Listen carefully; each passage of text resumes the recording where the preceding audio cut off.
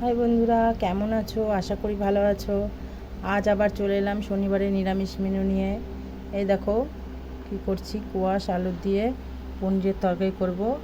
এই যে আদা জিরা লঙ্কা নিয়ে নিচ্ছি, বেটে নেব। আর এদিকে করব চাল কুমড়া দিয়ে ডাল, মটর ডাল। তো দেখো করি। এই দেখো প্রেশারে ডালটা সিটি দিয়ে নিয়েছি, কিন্তু আরেকটু গলবে, ওর জন্য আরেকবার চাল কুমড়াটা দিয়ে আরেকবার সিটি দেবো। এবার লবণ দিয়ে দিচ্ছি, হলুদ দিয়ে দিচ্ছি, একবারে সিটি দিয়ে দেবো।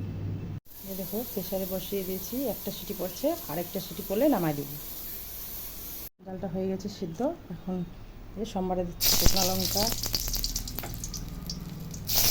তেজপাতা আর একটু পাঁচফোড়ন সম্বারে দেবো।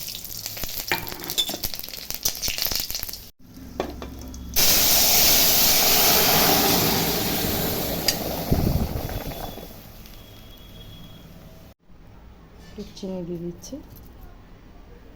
ডালটা হয়ে গেছে, নামিয়ে নিচ্ছি। কুয়াশের তরকারিটা করে নেবো, যেটা কড়াই তেল দিচ্ছি।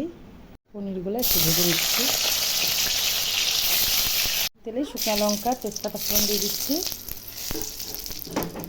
একটু জিরা দিয়ে দিলাম।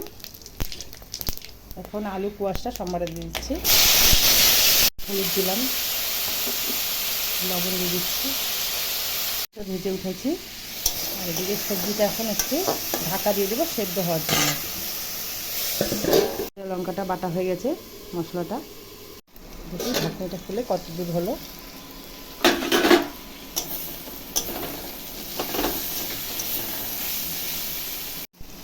বাটা মশলাটা দিয়ে দিচ্ছি।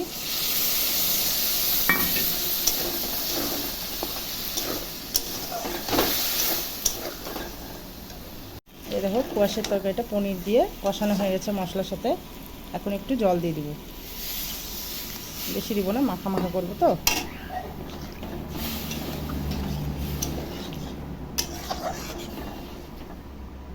এই দেখো বন্ধুরা, আমার পনির তরকারিটা তৈরি হয়ে গেছে। তো দুপুরকার লাঞ্চ করে নিচ্ছি, যে ডাল, পনির তরকারি, আছে পাঁপড় ভাজা, আছে ভাত।